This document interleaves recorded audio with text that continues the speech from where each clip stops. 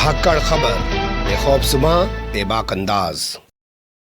धाकड़ खबर के news room से मैं आपके साथ हूं अकरम रईस खान। रामदेव ये नाम सामने आते ही आपकी एक तस्वीर उभर जाती होगी और उस तस्वीर के आसपास बहुत सारी तस्वीरें, बहुत सारे रूप उभर जाते होंगे। लेकिन कारोबारी लोगों का ये धंधा होता है, वो किसी ज़माने में कुछ बोलते हैं और किसी ज़माने में कुछ बोलते हैं। ठीक वैसे ही जैसे आप टीवी देखते हैं, जब कोई मोटा होता है तो उसको दिखाया बताया जाता है कि पहले मैं बहुत मोटा था, लड़कियां मुझे पसंद नहीं करती थी, मैंने ये खाया, अब मैं स्लिम ड्रीम हो गया हूँ, लड़कियों के साथ घूम रहा हूँ। इसके अलावा दूसरी तस्वीर आपको दिखाई जाती है कि पहले मैं बहुत पतला था, लड़कियां मुझे पसंद नहीं करती थी, अब मैंने खाया, मेरे सिक्स एप बन गए, मैं अपना टी शर्ट पहन के घूमता हूँ, लड़कियों के साथ घूम रहा हूँ। यानी कि मोटा हो तो भी, पतला हो तो भी, धंधेबाज का हमेशा धंधा होना चाहिए। वैसी ही इमेज रामदेव की बन चुकी है। हालांकि वो अपने आप को आज भी योग गुरु साबित करने में कोई कमी बाकी नहीं रखना चाहते, क्योंकि इसी इमेज के दम पर पहले धर्म स्थापित किया, फिर उसके बाद धंधा स्थापित किया, तो उसे वो कैसे छोड़ सकते हैं। लेकिन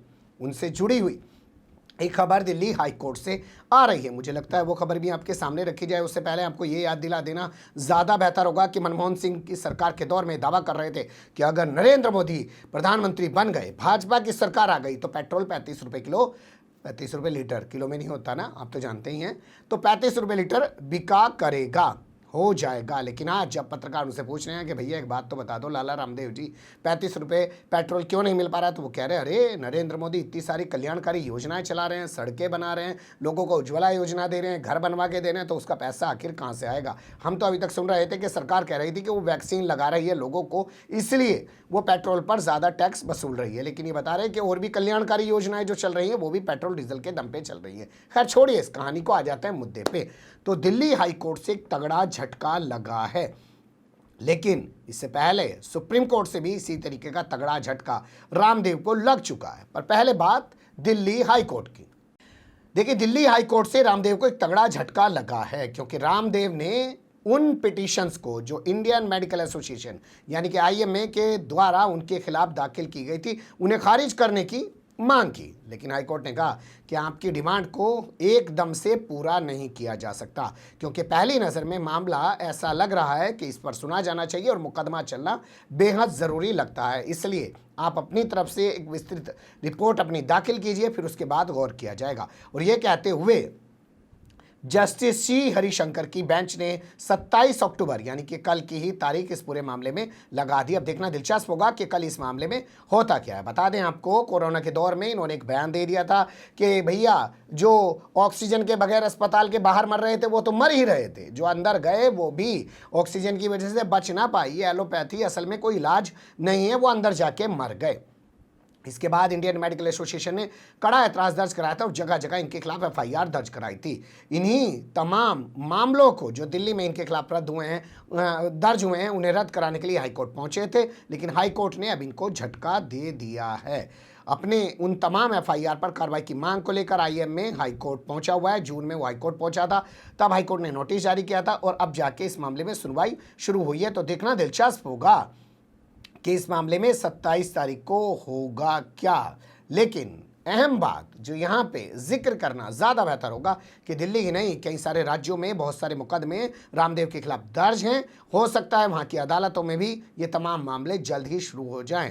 उससे बचने के लिए रामदेव सुप्रीम कोर्ट गए थे, लेकिन उनको राहत नहीं मिली। क्या हुआ था सुप्रीम कोर्ट में वो भी जान लीजिए। देखिए, पुराना मामला है, थोड़ा सा आपको याद करा देना ज़्यादा बेहतर होगा। तमाम एफआईआर पर मेरे खिलाफ होने वाली कानूनी कार्रवाई पर रोक लगाने की कृपा करें महाराज, यानी कि जज साहब के सामने सुप्रीम कोर्ट में जाके रामदेव के वकीलों ने यही कहा था। रामदेव की भाषा में बात कर रहा हूं मैं। तो उन्होंने ये पिटीशन दाखिल की थी, लेकिन सुप्रीम कोर्ट ने एफआईआर पर होने वाली कार्रवाई पर फौरी तौर पर रोक लगाने से कोई इनकार कर दिया था, मतलब अभी नहीं लगाएंगे। इसके अलावा दूसरी डिमांड की गई थी कि तमाम जितनी एफआईआर दर्ज की गई हैं उनको कलेक्ट कराइए दिल्ली में। ये नहीं है कि जी मैं हिमाचल जाऊंगा, हरियाणा जाऊंगा, उत्तराखंड जाऊंगा, पंजाब जाऊंगा और मध्य प्रदेश जाऊंगा और छत्तीसगढ़ जाऊंगा और यहाँ जाऊंगा वहाँ जाऊंगा। तमाम एफआईआर को दिल्ली में इकट्ठा करवा लीजिए और इनकी जाँच एक जगह करवाइए, दूसरी डिमांड की गई थी। उस डिमांड पर भी अभी कोई आदेश सुप्रीम कोर्ट की ओर से नहीं दिया गया है और उसका बड़ा प्रमाण आज छपी हुई खबर और कल होने वाली सुनवाई है। अगर सुप्रीम कोर्ट ने तमाम जगह कानूनी कार्रवाई पर रोक लगा दी होती तो हाई कोर्ट कभी भी इस मामले में, दिल्ली हाई कोर्ट दखलंदाजी नहीं करता, वो कहता कि मामला सुप्रीम कोर्ट में विचाराधीन है, हम इस मामले में दखलंदाजी नहीं कर सकते हैं। लेकिन जो हाई कोर्ट में हुआ दिल्ली के अंदर, अब उसके बाद सवाल यही खड़ा हो रहा है कि सुप्रीम कोर्ट ने तो रोक लगाई नहीं है, अब दूसरे राज्यों में भी हो सकता है रामदेव के खिलाफ इसी तरीके की कानूनी कार्रवाई शुरू हो जाए। तो रामदेव की तो मजबूरी बन गई है, इतने सारे मुकदमे दर्ज हों, सरकार के खिलाफ तो वो आदमी बोल नहीं सकता, जिसका इतना बड़ा धंधा एम्पायर खड़ा हो गया, उसे पता है कि सरकार जिस दिन चाहेगी उस दिन लपेट के गठरिया की तरह जेल में डाल सकती है, क्योंकि पैसा कहाँ से आया, कहाँ से लगा, कहाँ जा रहा है, किसका कितना शेयर है, तमाम तरीके की चीज़ें खड़ी हो सकती हैं। सरकार अपनी पाएगी तो 2 मिनट में ये भी पता लगा लेगी कि जो गाय का देसी घी बचा के बेचा जा रहा है,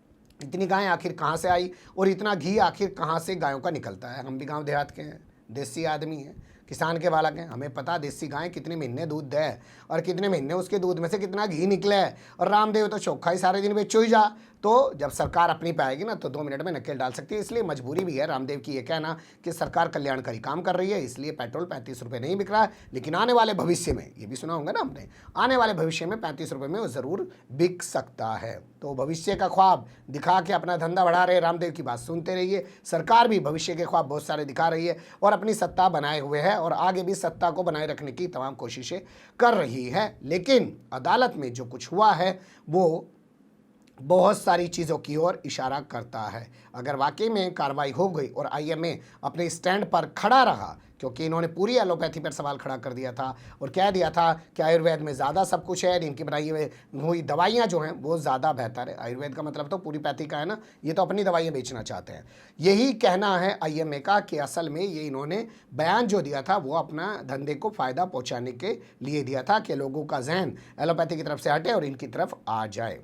बने रहेगा धाकड़ खबर के साथ, जो भी अपडेट होता रहेगा आपके सामने रखने की कोशिश करते रहेंगे। फिलहाल कमेंट्स के रूप में आप लोग अपनी राय दे सकते हैं, खबर को लाइक कर सकते हैं, चैनल को सब्सक्राइब कर सकते हैं और ज़्यादा से ज़्यादा हमारी खबरों को शेयर कर सकते हैं। फिर ऐसे ही किसी सुलगते हुए या उलझते मुद्दे लेकर मैं आपके सामने हूँगा हाजिर। फिलहाल अभी मुझे दें इजाज़त।